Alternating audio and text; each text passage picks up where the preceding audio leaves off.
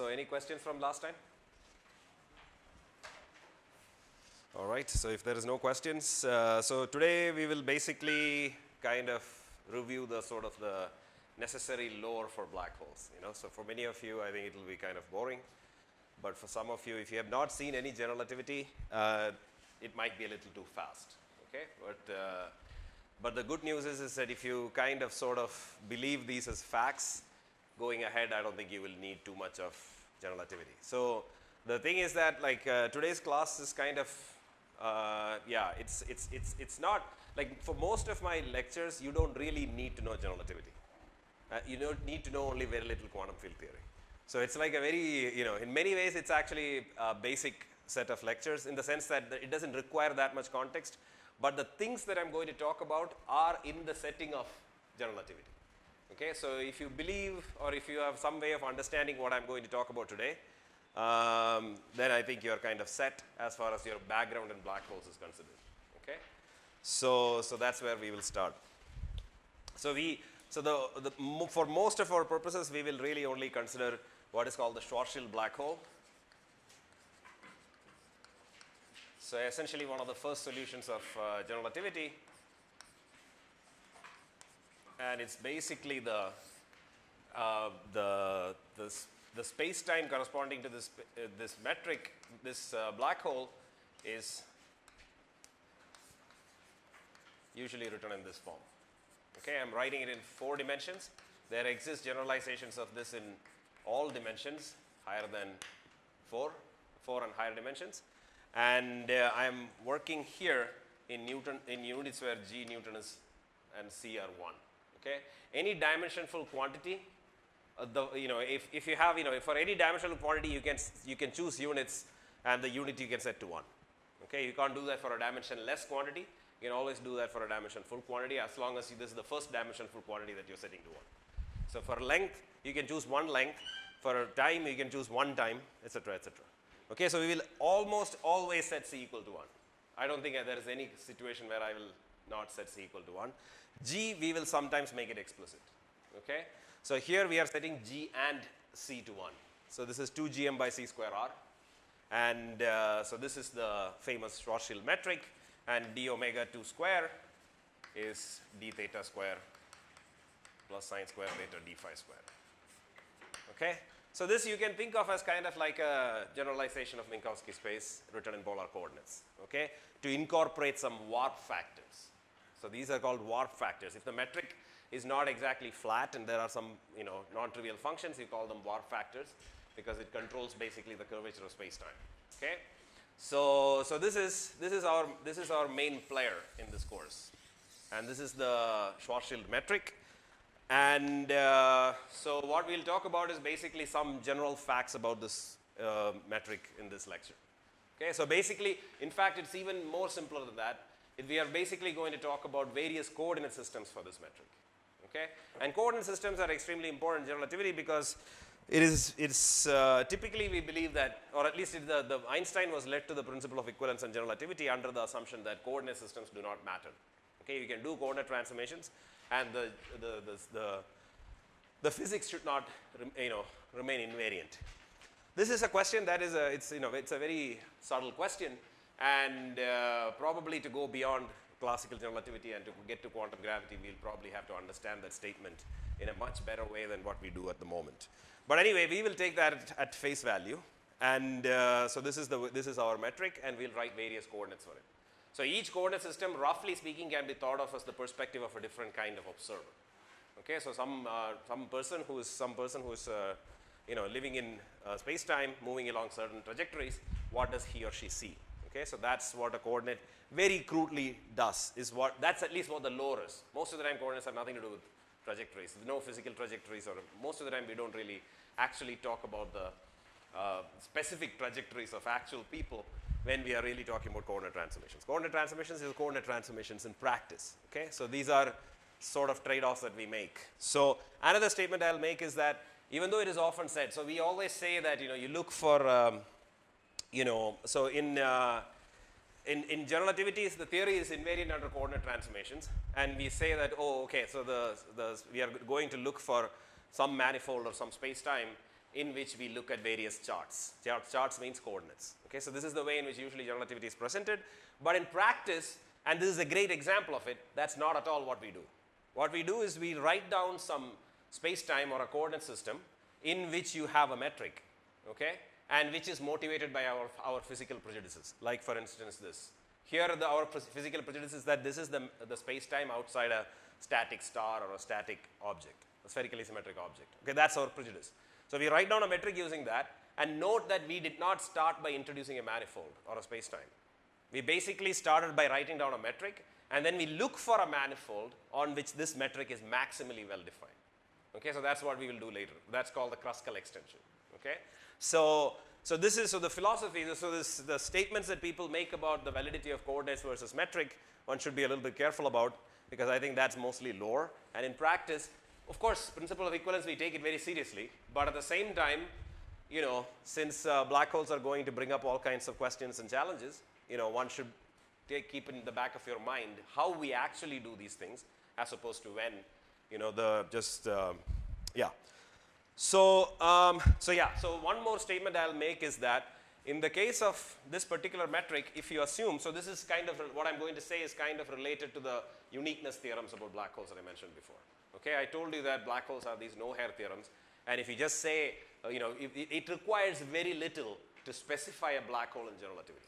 So a manifestation of this fact here is sometimes called the Birkhoff's theorem. Okay, so Birkhoff's theorem basically says that if you demand r mu nu equal to 0, yeah, so r mu nu equal to 0 and spherical symmetry,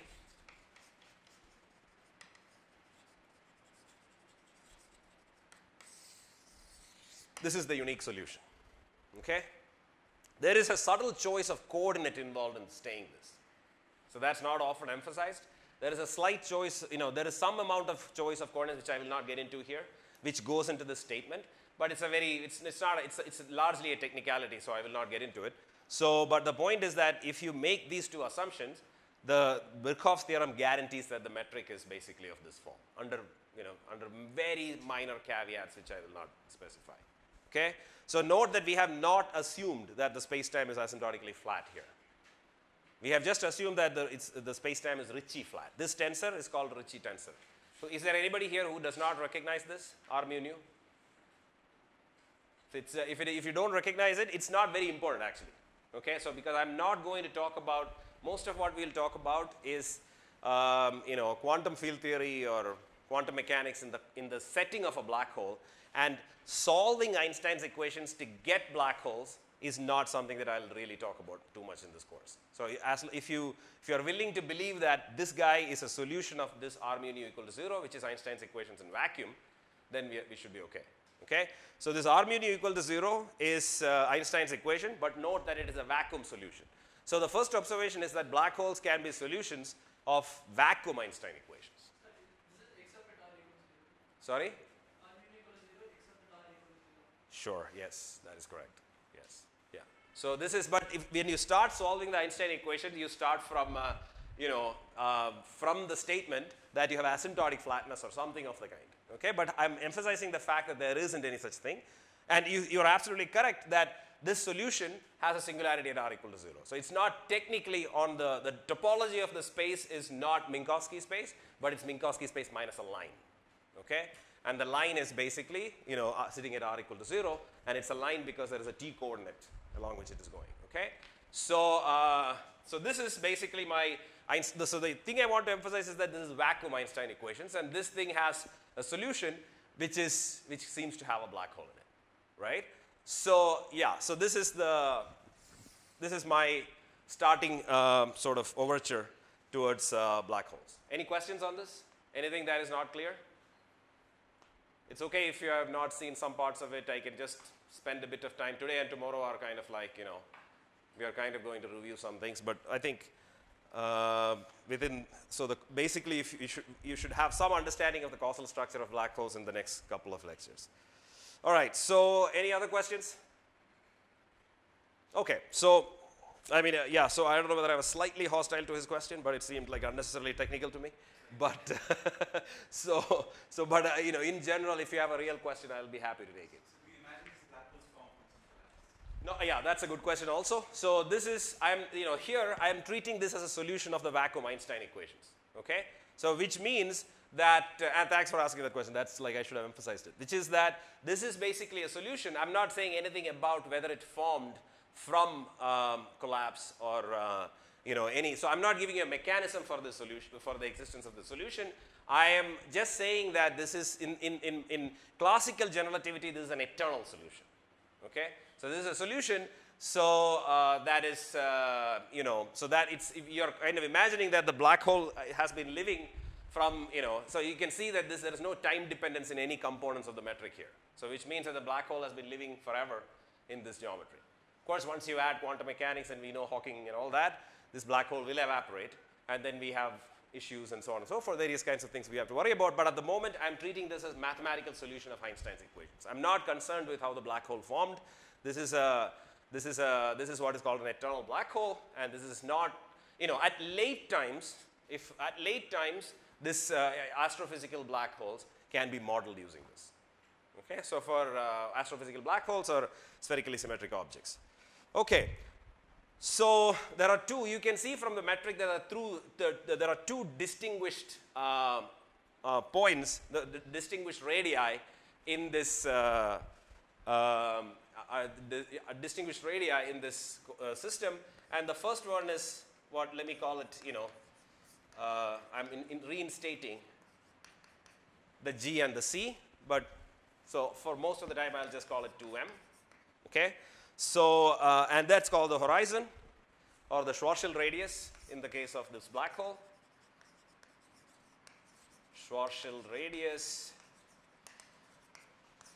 or more generally horizon, okay, event horizon. It should be, yeah, event horizon. So that's what I mean there. And note that when r is less than rs, implies r is a time-like coordinate. Okay, so the metric sort of becomes degenerate at r equals to 2m, but r less than 2m, the metric is again well defined. But now your negative signature guy is this r. Okay, so the time and space have sort of flipped their roles there, and at r equal to 0, we have what is called a singularity. So because we can do a coordinate transformation, so so let me write down an example of seemingly singular space-time which is not. Okay, so so I'm looking at, this is a digression, if you like. Okay, so it looks like, if I look, this is my flat space, planar flat space, 1 + 1 dimensions, written in polar coordinates, right? So I have this, you might think that at r equal to 0, so we know that Euclidean plane is, there is no singularities or anything, but so at r equal to 0, it looks like the metric becomes degenerate and there looks like there is a problem, okay? But we know that this is what is called a coordinate singularity.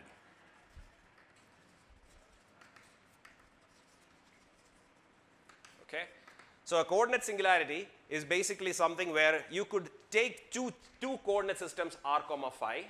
Okay, so you could span your entire xy plane with an arc phi coordinate which is based around, let's say, this point and this point. Okay, so this is one set of, this will be r, phi, and this is based on r prime, phi prime, or let me call this r phi and this is r prime, phi prime. Okay, I can take two charts, and this one will not cover this point and this one will not cover this point because the coordinate looks singular there, but between the two I can cover the entire chart. Okay, so and such a coordinate, such a singularity which seemingly arises in some coordinate system is basically called a coordinate singularity, and it's an artifact. It's just an artifact of the coordinate system, and we don't think of it as a real physical singularity. And the way to determine this is, for instance, to compute what are called Riemann scalars. So for instance, you can compute these guys, okay, curvature invariance of the space-time, and you will find that these things don't diverge at coordinate singularities. Okay, they are well defined. Or more precisely, you can define them away from r equal to 0, and in the r going to 0 limit, they are well defined. Okay, So r equal to 0, they are not defined because r equal to 0 is not well defined in the coordinates itself. So but they are well defined in the r going to 0 limit of these quantities. So that's one way in which you distinguish whether some coordinates, some singularities are physical as opposed to some others. Okay. So this is an illustration of what is called a curvature, a coordinate singularity. And one of the features of this r equal to rs, r equal to Schwarzschild horizon, the singularity at r equal to 2m, is that if you compute that quantity, you will find that it is actually finite. Okay, it doesn't diverge, and or equivalently, you can also check, and we will, that you can write down other coordinate systems where you are changing from rt and these theta phi coordinates to some other coordinate system, and you will find that you can write down the metric which is completely regular across the horizon. Okay, and this is one reason, and this is so whenever the space time is smooth across at a certain point, we expect the principle of equivalence to apply. Okay, so and that's the reason why we expect that the horizon is a place where the principle of equivalence applies, and that's what is called the smoothness of the horizon. So in classical general relativity, we expect that the horizon is smooth. Okay, so there is no firewall, if you like.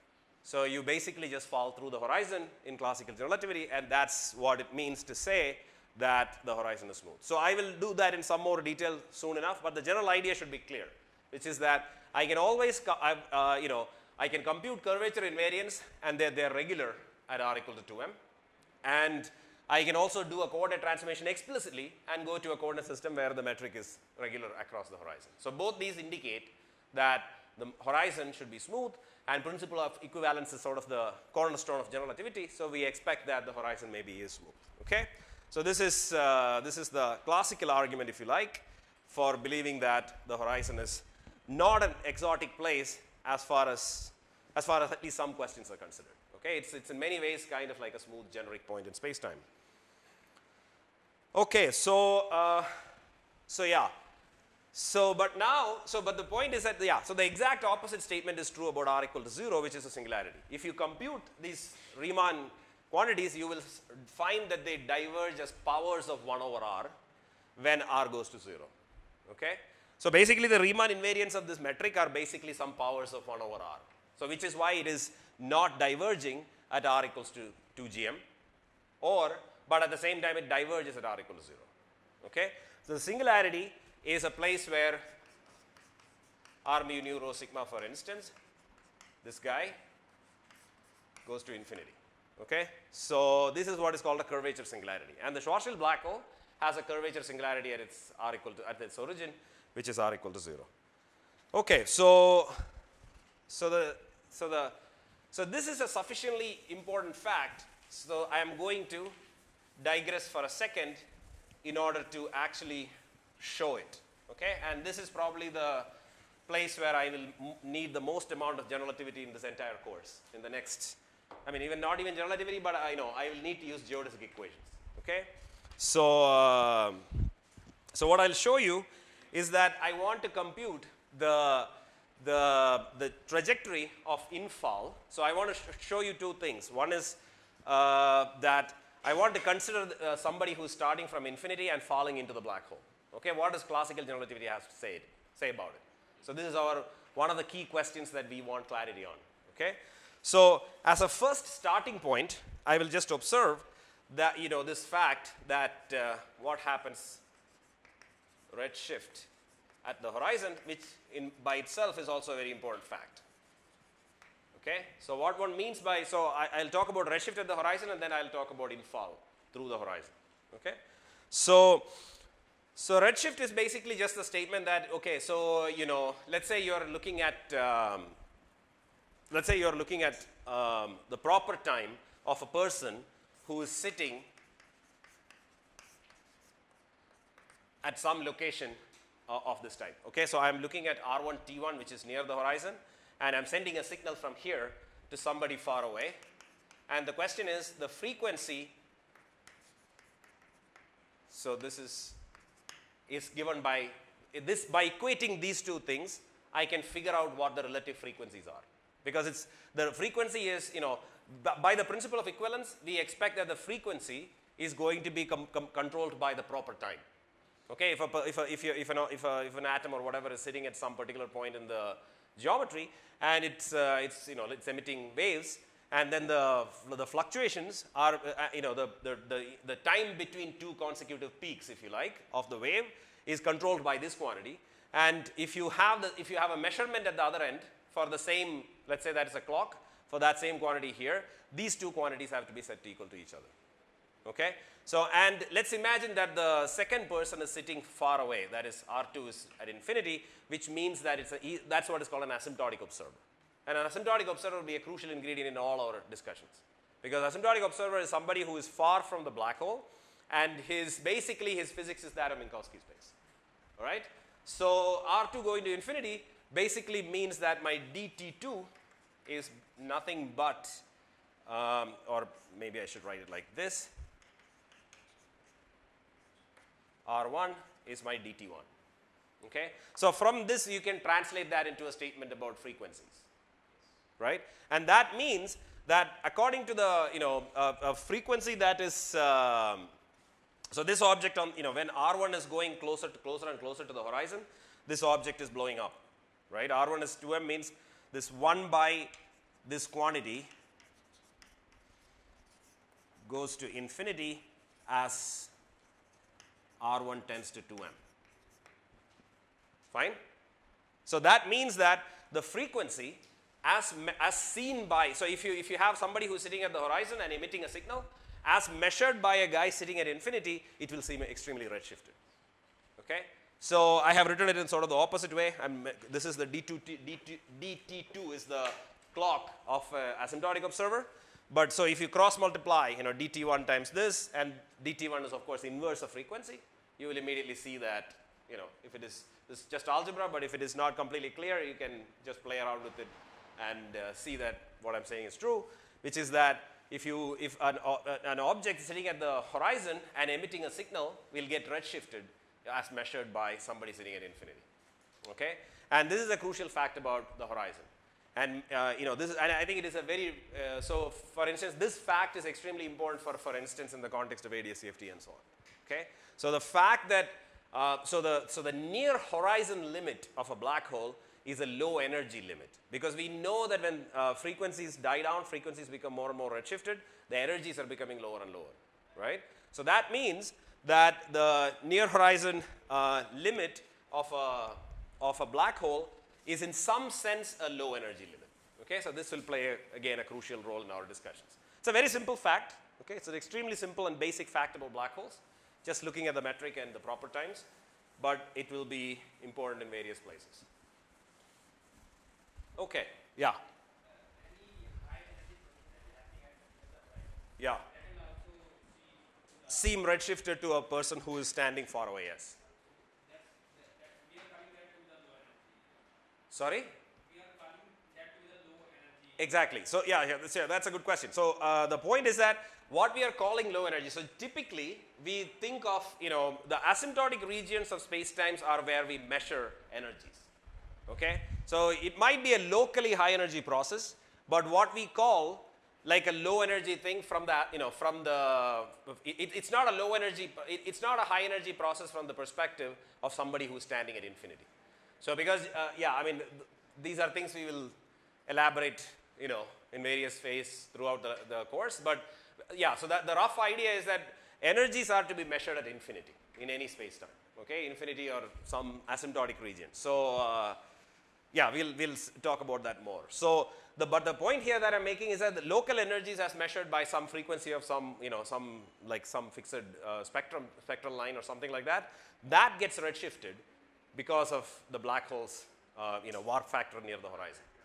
Okay, and the measurement at infinity basically measures a redshift. By the way, it's hard to have. It's not very. Black holes can create redshifts, but it's not easy to create blue shifts. In nature, there are not so many examples of blue shifts. There are, but most of the things that we find are blue shifts. And I encourage you to think about why that is the case. Okay, it's an interesting. There may be something a little bit deep there. Okay, so that's the first observation. That's about redshift. And now I will, this is probably the sort of the most, the somewhat, the first, let's say, complicated calculation of this lecture. But it's not very complicated, but it's, if you have not seen these kinds of things, it may seem a little opaque. So what I'm going to discuss is what is called radial infall. Okay? So the reason why I care about it is because the nature of the horizon is the most important question about the black hole. Okay, we used to believe, when Schwarzschild wrote down the solution, they used to think that, okay, space-time, there is something that happens at r equals to 2m, space-time stops there is something happening. But then, immediately after that, because of principle of equivalence, people understood that, one should, if you believe in the principle of equivalence and general relativity and so on, we should think of it as the horizon should be smooth. So, but then, like in the last 10 or 15 years, or maybe last 30, 40 years, it has been increasingly, coming up, this question of whether the horizon is actually smooth or not. Okay, so there is, so yeah, so I think that, and that question might be observer dependent. So these are many things that make this question quite complicated and important. So that's why we are going, this is our first iteration of the question of what happens at the horizon. Okay, so what we are going to do is we are going to write down the time-like geodesic equation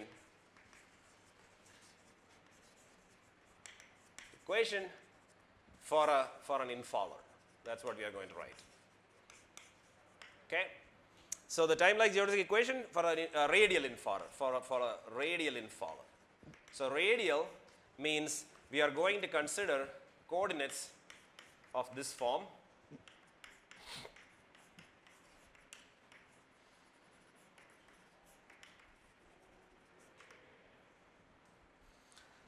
Okay. So this is this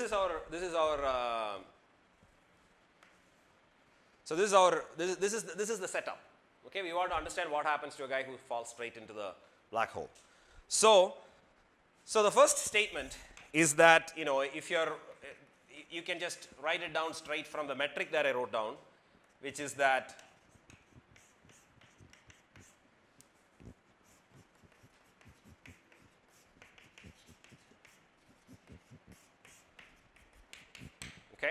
so this is the proper time equation. Okay, this just comes from the fact that theta and phi are constant, and it comes from the metric. So the second equation is coming from a geodesic equation, and if you are interested in finding it out, you can explicitly compute it, but I will just write it sort of without. Okay, so this is the other, there is one so the geodesic equation typically means there is a ds square equal to constant equation of this form, or the proper time is fixed kind of equation of this type. That's one equation. And then there is also an equation of this type, right? So the other, let me write it in terms of this. So there is some equation of this form as well. Okay, so these two are what we typically use for geodesic equations, and in this particular case, there is, on top of this guy, there is one non-trivial extra geodesic equation of that type. Because of the symmetries of the problem, there aren't many independent equations. So there is one, and I have written that after one integration in this form. Okay, so if you just write down the geodesic equation, there is no integration constant. But I integrated that equation once, and it's possible to do it. And that's why you have an E here. Okay, so this is one of the geodesic equations after one integration, and this E is an integration constant, and that integration constant we are going to choose to 1.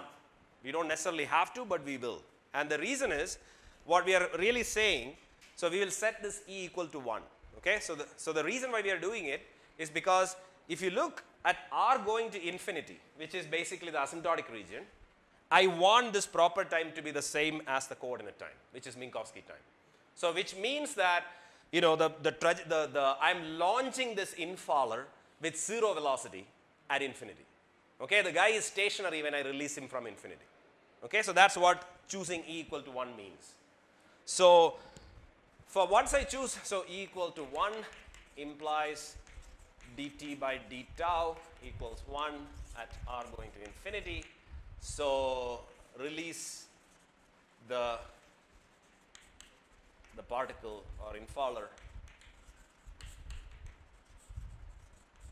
rest.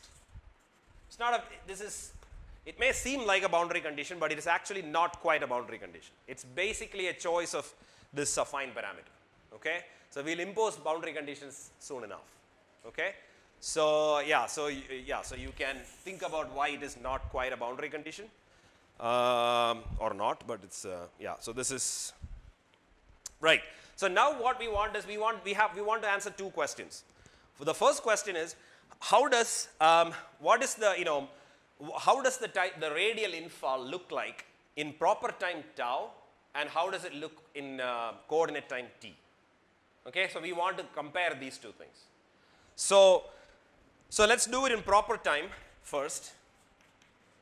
And the thing that in some sense makes black holes so remarkable is precisely the fact that these two results will be drastically different starting at the horizon. So before the horizon they are approximately the same, but starting at the horizon the proper time description of infall and the coordinate time description of infall are vastly different. Okay, so that's what makes black holes in some sense. So okay, so proper time, so what do we do? Yeah, so you can check, by essentially what you do when you're doing this. So the question is, so you can solve this set of equations using, you want to solve it in terms of either for r and eliminate tau or eliminate t. So these are the two possibilities. So if you are eliminating t, so implies eliminate t. So what do you get? So it turns out that the equation that you get from this is surprisingly simple. Okay? So you can check that this is what comes out. If you eliminate t from here, so there is a t here and a t here, instead you want to write it in terms of d tau and dr. Okay? So that you can do just some little algebra, and you will find that the resulting equation is quite simple and takes this form. And it's actually easy to integrate. So, but let me just say that this means also that this is the case. Okay, this minus sign we choose because we are assuming that things are falling in. So as proper time increases, we want the radius to decrease. Okay, so that's why we are choosing the minus sign. And then you can just integrate it. It's a trivial integration, and you will find that I have not screwed it up.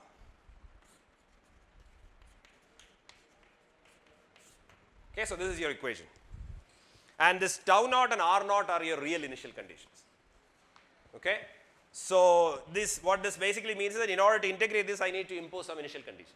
Right? So I note that I mentioned that this is not really an initial condition. It's just a choice of affine parameter. Okay? I'm just saying that the affine parameter is chosen such that at r going to infinity, it is basically the coordinate time of the asymptotic observer. Okay? Or the proper time of a static asymptotic observer. Somebody who is sitting still at infinity, that's his proper time. So that's what this does, and this is really where I'm really putting in the initial conditions. I'm saying that at some particular r naught and tau naught, this is how it will be. These basically emerge as integration constants. Okay? So there's only one integration constant. I have actually I have defined it. Note that I could in principle take tau naught to this side and make it one integration constant. So this tau naught is kind of sort of fictitious thing I have introduced so that I can define it as tau minus tau naught. Is that fine? So there is only one integration constant as you would expect from one differential equation, but I have split it in a convenient form so that I can call one piece of it as tau naught, the initial time, and the other as the initial location r naught. Okay? So and if I so what does that mean? It means, so now the key observation is that if I set r equal to 0, you will see that tau is finite. Okay? Let's set r equal to 0 implies tau is some particular value. Okay? So tau is finite. I don't care about what the value is. I only care about the fact that it's easy enough to read off. Okay? So the thing that matters is that it is a finite quantity. Okay? So I end up finding that I reach r equal to 0, which is the singularity of the black hole, in a finite amount of time, proper time, if I send something from outside.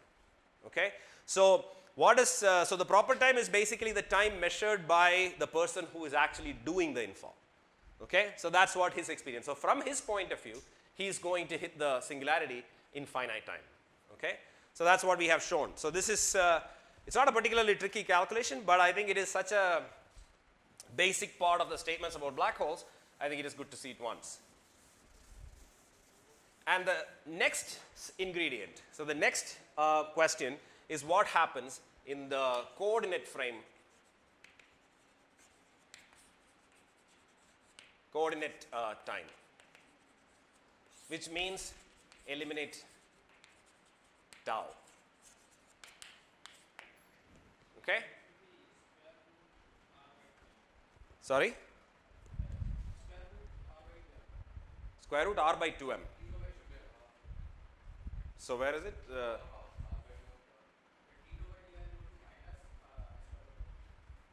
Yeah. Assuming yeah, that's right, yeah. That's right, yeah. And the integration later is also consistent with that. Yeah, that's good. Okay, yeah. So, yes, thank you. So, right. So yeah, so this is the discussion of the proper time. And this guy here is now we are going to discuss coordinate time. Okay? So what is coordinate time discussion? In coordinate time, again, what we do is we just take the same set of equations, but instead of getting rid of t, now we get rid of tau. And again, the equations are not particularly hard to write down, and you will see that they take the form. Again, I am choosing a minus sign to make sure that things are falling in, okay, of this form. Turns out that this is actually also fully integrable, even though it's a mess. Okay? So you can write down explicitly what the result of this is. You can do this integral analytically. You can put in boundary conditions. You will get an equation roughly of the same. I mean, structurally it is the same, similar structure in the sense that there is one initial condition, but the expression is much more complicated. Okay? I'm not going to write down the explicit expression here because it's not particularly illuminating. So instead, what I will show, what I will argue, or what I will claim is that when r goes to 2m, so when r is getting close to 2m, the solution for this is approximately of this form.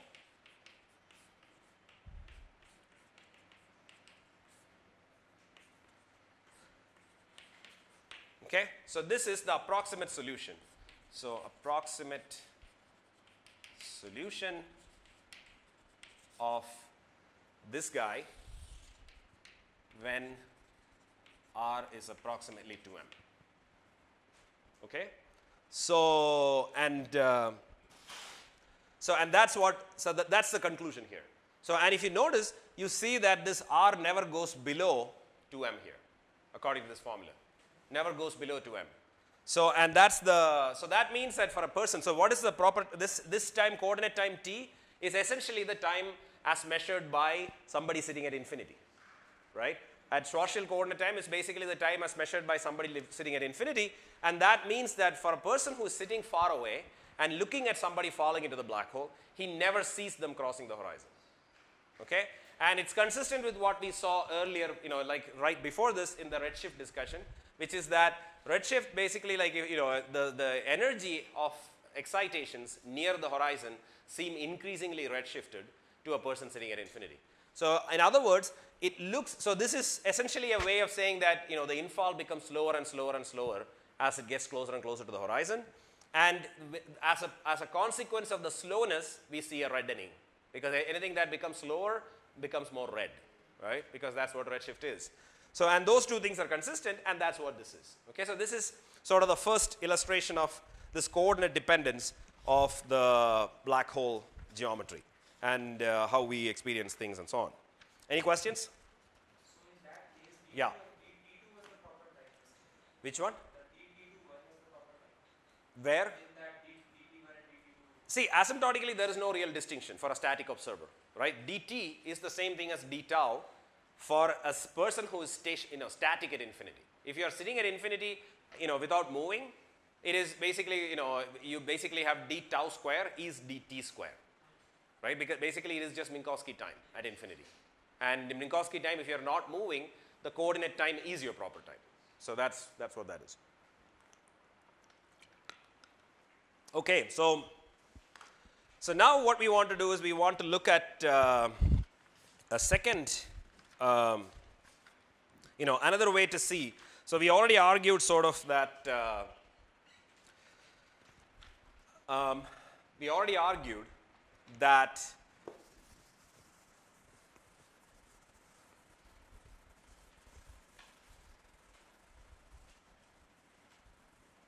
we already argued that the horizon is smooth in one way in using this argument that the curvature invariants are not divergent. I didn't calculate it, but it's easy to calculate. You can do it on Mathematica in 1 second.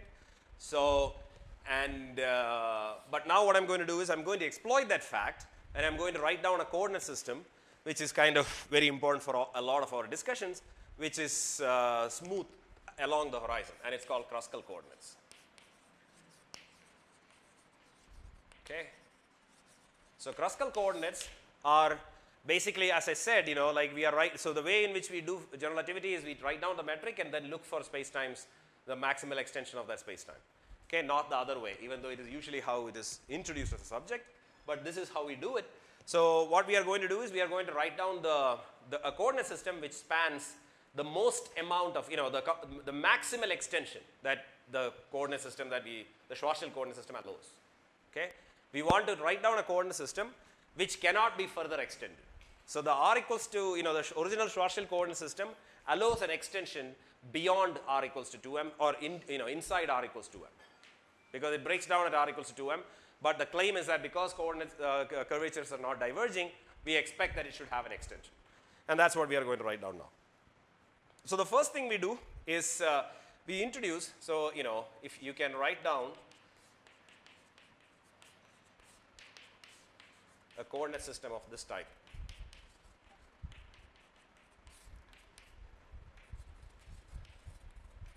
So where r star is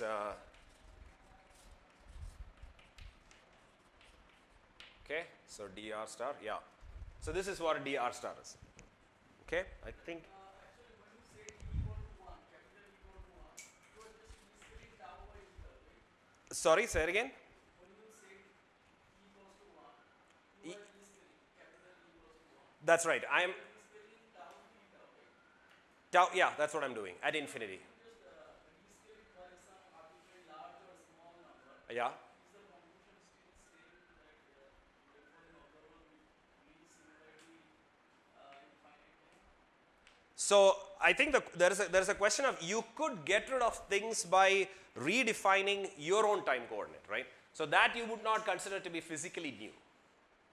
You can, for instance, if you are at infinity, like what we would like is a coordinate system that is at infinity, which looks like Minkowski space, and I want the proper time of a static observer there to be the affine parameter tau. So that's what I chose to be. But I could do more exotic things to my own coordinate system and do various things there, and that will probably lead to various things. That one has to study. But I'm saying that this is the thing that one would call sort of the most natural thing, and this is in some sense intrinsic to the black hole. It's not intrinsic to the choices that I'm making. See what I'm saying? So yeah, so maybe there is something to be looked at there, but this is sort of the minimal thing that one can do. What is the sorry? Why is this power? Sorry, this is this. So this is 1 minus 2m by r, and this doesn't have anything. So this means in particular that r star is r plus 2m log r minus 2m plus a constant. Okay, I will not be careful about the constant, but note that the constant is really there, because if the constant is not there, this log is acting on a dimension full quantity. So generally speaking, people oftentimes divide this whole thing by 2m, but there is always an integration constant freedom, so I'll just leave it like this. Okay, so yeah, and these are sometimes called tortoise coordinates.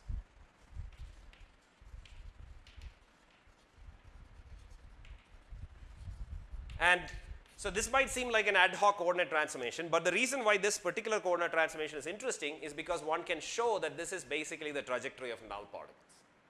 Okay, radial null particles. What we looked at here previously was radial time-like particles, which means they're massive. So here I'm looking at radial. So if I were to look at radial null particles, I will basically be solving an equation which is minus dt square plus dr star square is 0. Right? That's what I will effectively be solving. So this is the correct coordinate that captures the null trajectories of the null trajectories in the space-time, and that is why we expect that this is going to be a well-defined coordinate system through the horizon. Just like time-like particles will fall through the horizon, we expect null particles also to fall through the horizon. There is no particular real difference, and this is an illustration of that. If you write, and that's why we are going to use these coordinate systems. Okay? So, an interesting fact, which is, so many of the things, today I'm basically like, it's a lore, it's like the lore of black holes. There are many, many facts, okay? So, it's not so much about whether you understand all the details, where everything came from. That's not so much important. But some of these disconnected facts will be very important.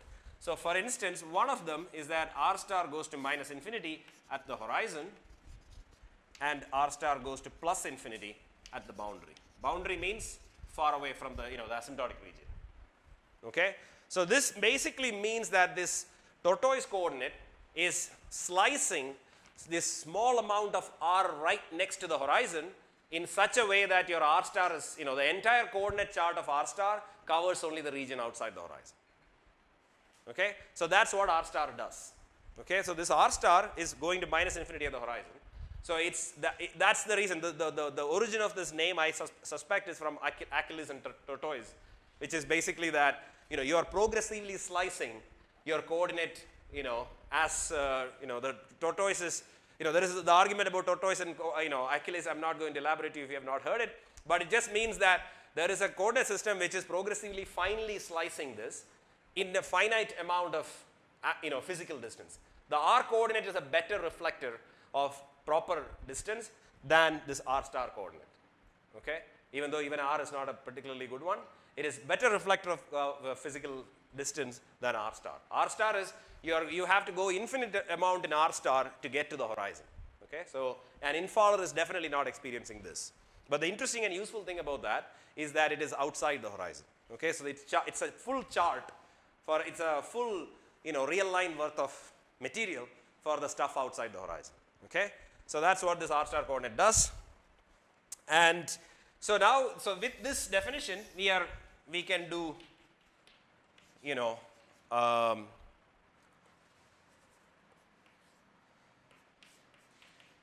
I can introduce some new coordinates. Okay? So, as you see, coordinates are extremely important in general relativity. So, the coordinates that I am introducing today, all of them are, fortunately or unfortunately, very important. Okay? So, this is what is called the Kruskal coordinate system. So, what is interesting about Kruskal is that the moment you take an exponential, you have now your quantity is either fully negative, because I put a negative sign here, this is always going to be negative, or this is always going to be positive. Okay? But what I'm going to do is that once I make this definition, I am going to declare that u and v can spread over all real line. Okay? And that becomes my definition of the coordinate system for the black hole. Okay? So, this is the place where I am sort of piggybacking from my original Schwarzschild coordinate system to a new coordinate system. So, this might seem like, okay, I have not done anything here, but it's in the ranges that the non-trivial thing happens. So, if I just do this coordinate transformation, nothing has really happened. But when you do this coordinate transformation, now according to this definition, u can only be negative, and according to this definition, v can only be positive. But what I will do is that once I get the metric in the uv form, I am going to declare that u and v extends all over real line. Okay? So, this is what I will do, except for the place where the singularity cuts it off. Okay? So, singularity we can't get beyond, but the rest we can. So,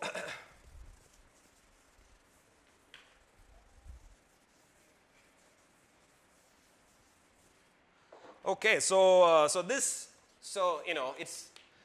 point is that this coordinate system, because already at this stage this coordinate has become too complicated. It's not particularly analytically tractable. It's a mixture of linear and log stuff, right? So, I can't really solve it in any particular useful way. So, most of the definitions going ahead based on this coordinate system will be implicit. So, what I wrote there means these two things.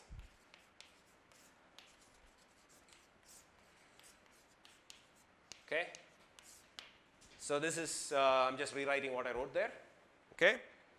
And the useful fact about this, especially this guy, is that uv equal to 0 implies horizon. And UV equals 2m, right? So, yeah, 2m implies singularity. Fine? So this is my, so the reason why it is convenient that this form of way of writing it exists, because if I had to solve it in terms of R and T directly, this is a mess. Okay, T I can solve, but R will be a mess. Okay, T I can solve in terms of V by U if I want, but this is basically you will need some Lambert functions or some meaningless names of that kind. Okay, you can solve it, it's implicitly known, but you can, it's not very useful to solve it. Okay, so yeah, this R is not the same, this R is the same thing as this R. Okay, so this R is the same thing as that R, and this R star I have defined this way and I have used it to construct this coordinate transformation. So the R in the exponential, because you just multiply it, so this is really R star, right? Because there is a different R star and you define it differently.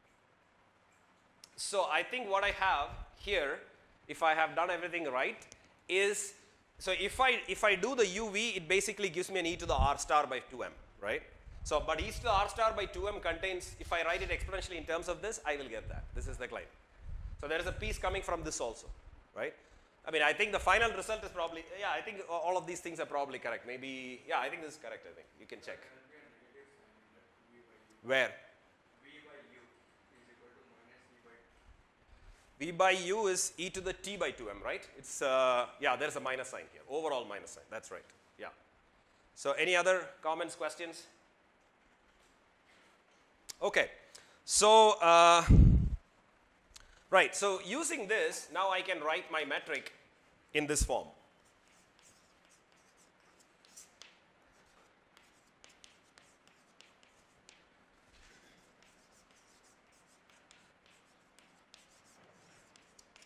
Note that here, so just by plugging it in, I can immediately check that, this is, I can write this metric in this form. But note that when I write it like this, the independent coordinates are not T and R, it's U and V. So this R is understood to be a function of U and V by solving this guy. Okay? So that's the way we are understanding this. So R is basically a function of this. So it's implicitly defined. And sometimes people also write, U is equal to T minus X, V is equal to T plus X. And yeah, so this structure is oftentimes will show up. And you find that your metric is, okay, I should probably not write it. It's the same thing.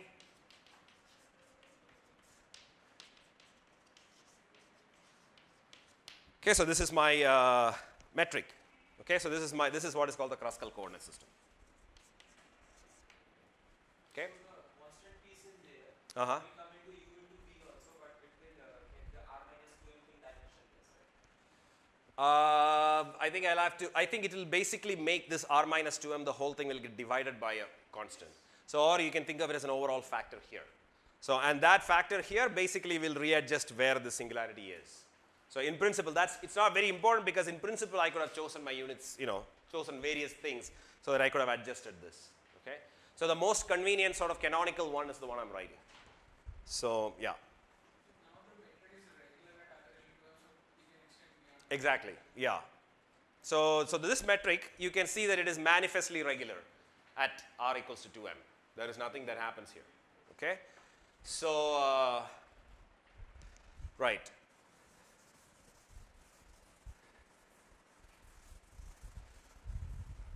And the claim that it is the maximal extension is also fairly straightforward, which is that, there is no place where it is becoming singular. So this is basically the most general, most extended thing you can write down. There's nothing else to do.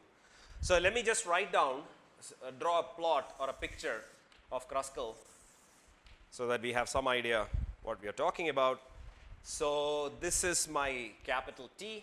This is my capital X. So I'm suppressing in many of these discussions, especially because we are working with spherically symmetric black holes, we will oftentimes suppress this sphere. Okay, we are only going to focus on this part. So, and so this, I'm just writing down the coordinate regions. Okay, so then ultimately it really even doesn't have much to do with the final form of the metric. What I'm going to draw now is basically how the coordinates are related. That's what really it is going to show you. So yeah, so let's, this is 2D problem. So this is r equal to 0. So this is also r equal to 0. And you have, oh my god. So this is u equal to 0. And this is v equal to 0. Okay. So, and the coordinate region of Schwarzschild, so you can, so this is r greater than 2m, this is r equals to 2m, and this is also r equals to 2m. Okay. So what I'm really doing is, now I'm taking u and v and t and x to extend the entire real line, except where it is cut off by the singularity. Okay. So once I did the coordinate transformation, now I'm taking my t and x to extend along the full real line. Fine. So the point is that, so this is not r equal to 2m, this is r greater than 2m. So this is r equals 2m, this is r equals 2m, and if you can draw a line here if you like, and that will be r less than 2m. Okay. And this guy here, which is the singularity, is r equal to 0, and so is this guy, r equal to 0. Okay. So this is r greater than 2m, and the t coordinates will be of this form. So this is t greater than 0. So this here is t equals to infinity.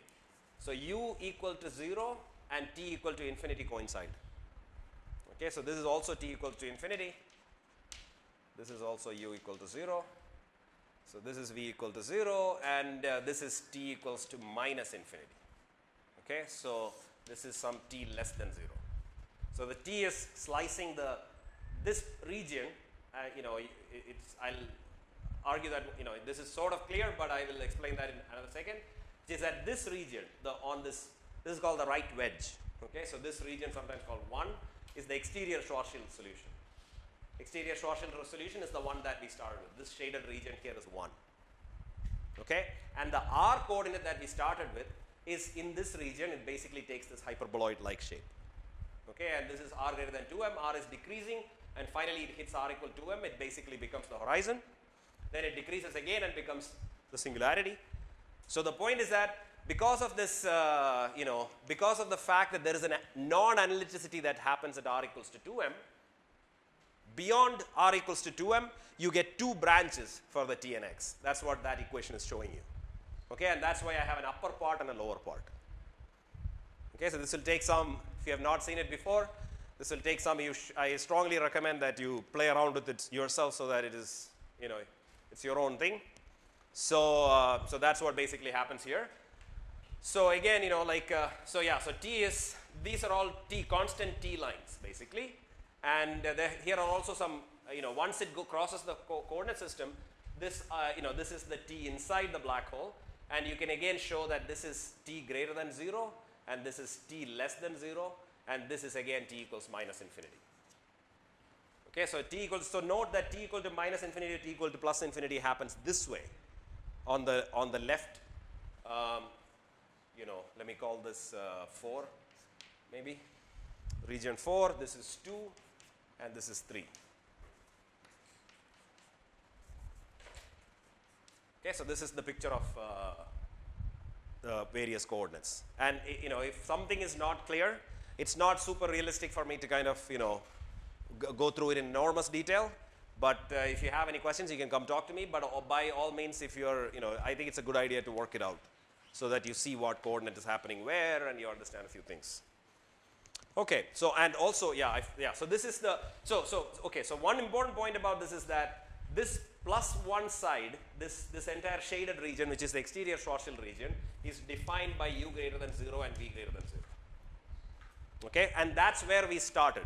And then we defined our u and v through some coordinates, and then extended it as a solution of Einstein's equation to the entire uv plane. That's what we have done. Okay, so the entire uv plane is what is being spanned by this. Note that there is no singularity. This direction, the r can become arbitrarily large. This is called the asymptotic region. So this is the asymptotic region. So that's the asymptotic region, and on the left also you have a new asymptotic region that has come up because of this analytic extension, and this is the second asymptotic region. Okay? So that means that there exists a new r coordinate that you could introduce there which can go off to infinity. So I'm not telling you what the physical interpretation of any of these things are. Okay? So this is the only region which has an immediate astrophysical type of interpretation. So but what happens once you extend it into this region is, in some sense, it's still something that we need to understand. Yeah? It's not identified. It's a separate region. It is not that the two regions are identified, but this is a separate asymptotic region. So it's physically distinct. Another way of saying this, you can think of the Schwarzschild spacetime as a wormhole connecting that our original asymptotic region and some other asymptotic region. We cannot go from one region. So because in order to go from this region to another, we'll have to propagate faster than light, for example. So if you try to go from here to here, you will hit the singularity before you get to the other side. So in that sense, this is an example of a non-traversable wormhole.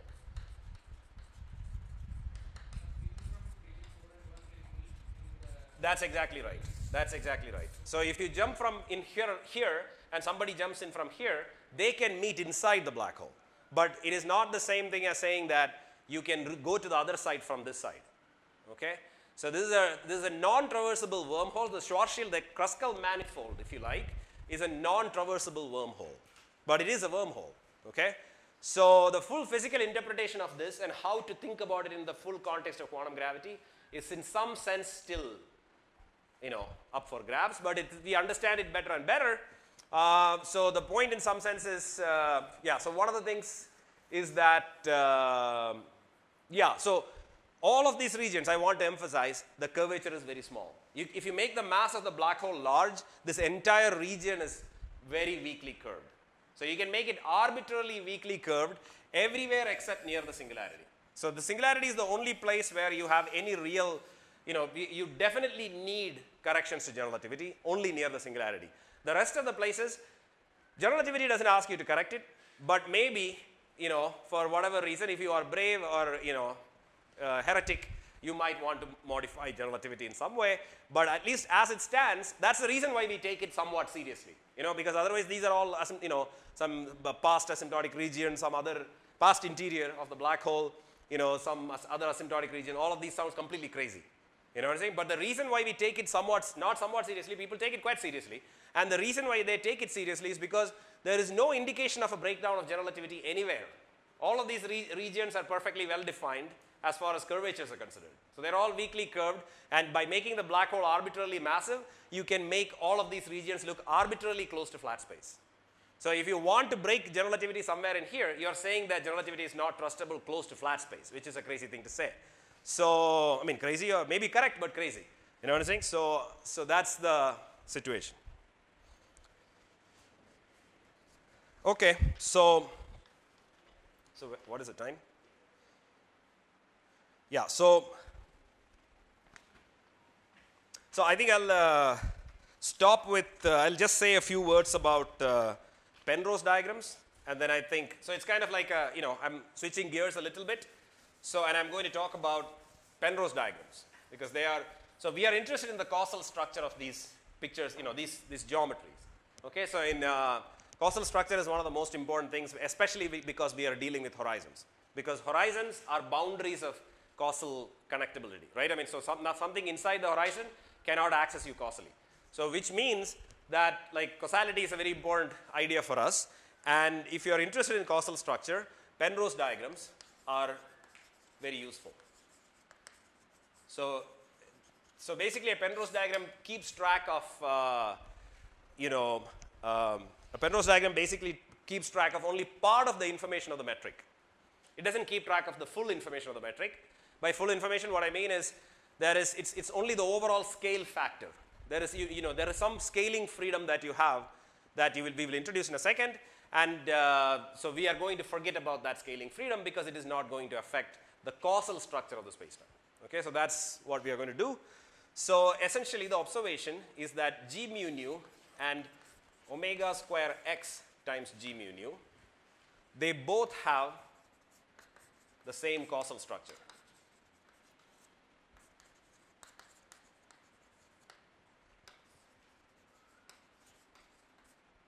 Maybe I'll, yeah, okay, let's go with it. So I don't know whether I have enough time to some more. Okay. So what this means is that omega square x, note that it is not a constant prefactor. It can be an arbitrary function of space-time location. Okay. So I can multiply it. It's a local function that I'm multiplying the metric with. So even if I do that, the claim is that you will get the same null geodesics and time-like and what do you call it? Time-like and null, so sorry, space-like curves retain their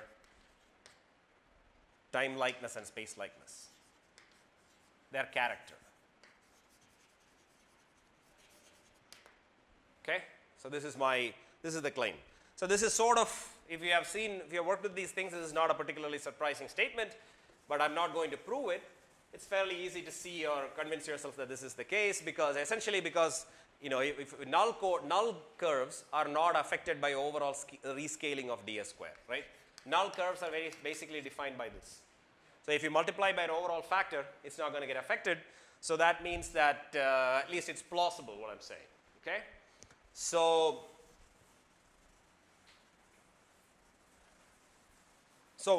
yeah. So the use of this in many of our discussions is that most spacetimes that we deal with are infinite. Okay, we have spacetimes, you know, r is going to infinity or t is going to infinity or minus infinity in many of these cases. So, but on the other hand, if you want to have understand them in a kind of a the causal structure of the spacetime in a clean way, it is oftentimes convenient to have coordinates where the infinity is brought to finite distance. Okay, you do a coordinate transformation, just like you saw for a tortoise coordinate, it was r star is going to minus infinity, but you know in the Schwarzschild coordinate r it's only at 2m, right? So in the same way, you can always do a coordinate transformation that brings asymptotic regions to finite locations so that the causal structure of the full spacetime can be cleanly drawn and we can work with it easily. So I mean it's very intuitive. It is not just a technical thing. It makes many things cleaner to think about, and that's the reason why we care about it. So let's do that for Minkowski space, and we'll call it today. Okay, so Minkowski space. So we start with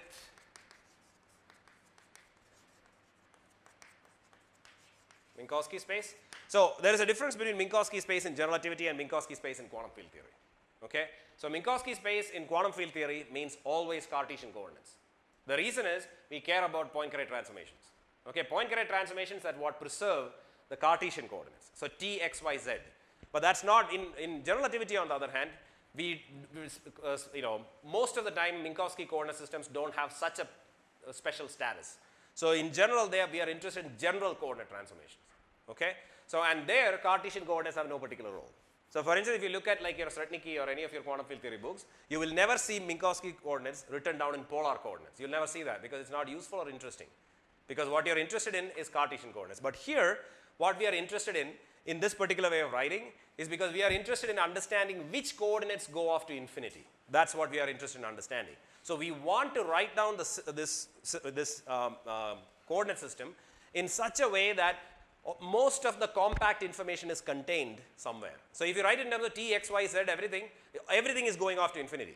You know, they are all in the real line. So that's here. On the other hand, I have by doing this, I only have two coordinates that go to infinity. Okay, so the sphere directions are compact. Okay, so that's the advantage of polar coordinates, for instance.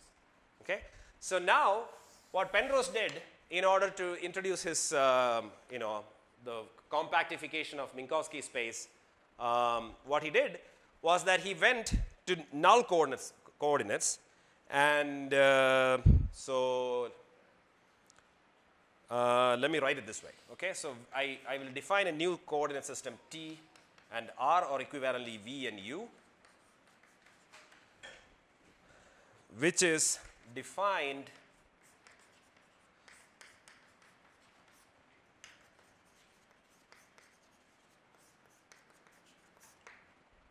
in this way. Okay? So note that t and r are my original Minkowski coordinates, and I'm introducing a new set of coordinates t plus r and t minus r in this way. Okay? And the reason is this arctan it's not a particularly important function, but that's the one that people typically use. And the only use of that is basically that it brings in, so the tan function basically is of this form, right? So this is tan x, so this is minus pi by 2 and this is pi by 2. So it goes like this, it goes like this, right? So what it does is that it basically maps from, arctan, so therefore will map a real line to minus pi by 2 to pi by 2, right? So that's the advantage of this guy. So this t plus r, which was going off to infinity, now is getting mapped to, this guy will only span a finite region. So that's the reason why this is useful, and then we can just draw, whatever we like. So the name of the game here is to keep track of what is the range of coordinates that we are working with. Okay? So when you do a coordinate transformation, the most important thing in this kind of setting is to keep track of what the ranges are. So note that here the ranges are, time is going from, is a full real line, but this is only half a real line. Okay? So, and you can show basically because this tan function is monotonic, okay? Because a tan function is monotonic, what it basically tells you is that because r is greater than 0, we will have v be always greater than u. Essentially because arctan t plus r when r is positive will always be bigger or smaller. I mean, you have to look at it what it is, bigger basically than this guy, because it will always be an increasing function. Okay, so that forces v and u, v to be always greater than u. Okay, so because of that, so v is always greater than u basically means that r is always greater than 0. This capital R is always greater than 0. Okay, so or equivalently, this capital R is greater than 0. Okay, so this uses monotonicity of arctan.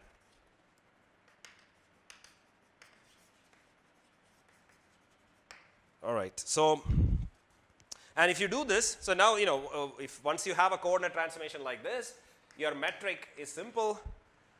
All we have, you can check that this is the case. I mean, it's a little bit of algebra, but the result, if I have not made any mistake, you can check. Maybe there is some one factor or something missing here, but one factor of 2 or half or something will maybe missing, but roughly this is what you will get. Okay, so there will be an overall factor which is this, which contains all the divergences, and these guys are, because of the finite range of v and u, now you can draw this very cleanly in uv coordinates. The range of uv is easy to draw. So the divergences are all sitting here. Okay, so that's what, this is the coordinate transformation that Penrose did. And so because of these, because as I said the coordinate ranges are important, what you have is that we have a v greater than u condition. Okay, so if you wrote down, so the coordinate range that you would write down, so let's say this is t and this is r, so this would mean that this is the region that we are looking at. Okay, because this basically corresponds to the region v greater than u. So this is your u coordinate and this is your v coordinate. If any of this is not clear, please stop me. Okay, these are very simple things. So if you have not seen it, maybe it's a bit confusing, I can slow down. Okay, so here I went a little bit fast because this is very similar to what I did for Kruskal. Okay, so essentially I'm defining this, so the one important thing to understand is that the metric says nothing about this picture. It is all about the coordinate ranges. Okay, so if you do a coordinate transformation and your range has changed, that's what you're drawing there. You're not, that metric or the original metric has not played any role in my drawing that picture. That picture is only about the coordinate ranges. And the coordinate ranges initially were minus infinity t to infinity, 0 less than r infinity. From that I concluded that v has to be greater than u. And because v is greater than u, this is the region that is spanned.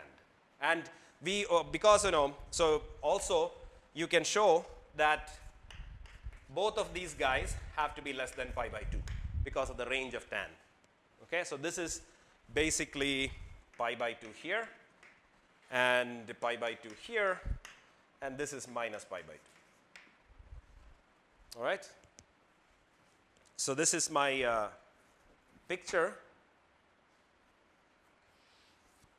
Yeah.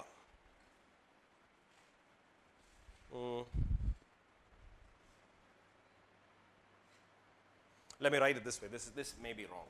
It may be correct, but let me just write it this way. This is what I've really shown. Okay? And r is greater than 0. So this picture basically is the region contained within those lines. Okay? So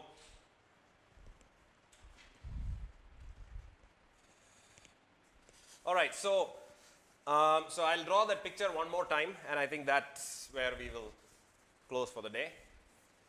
So, and I want to name a few things. So what is the time? Yeah. So let me draw that picture one more time. So this is called past time like infinity. This is future time like infinity. This is spatial infinity.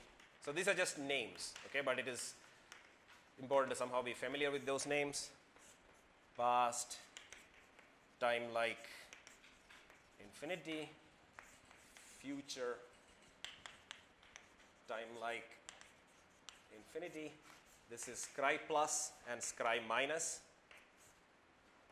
Past null infinity, future null infinity. And yeah, so let me also draw a couple of geodesics. So a guy who is sitting still, at some particular location in Minkowski space, this will be his time-like geodesic. Time-like geodesic. So a null geodesic would typically be of this form. Okay, so let me draw a different one.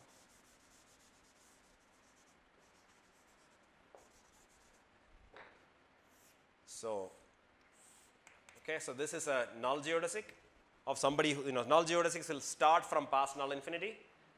So that's clear, right? So if it is not clear, think about it. It's a very straightforward thing. If you look at it, you'll understand. So it will start from here and end in future null infinity. And so this point is, the reason why it looks like it is reflecting there is because it's going through, there is an r equal to 0 point that you have defined in your coordinate system. Right? So it is going through that radial coordinate r equal to 0.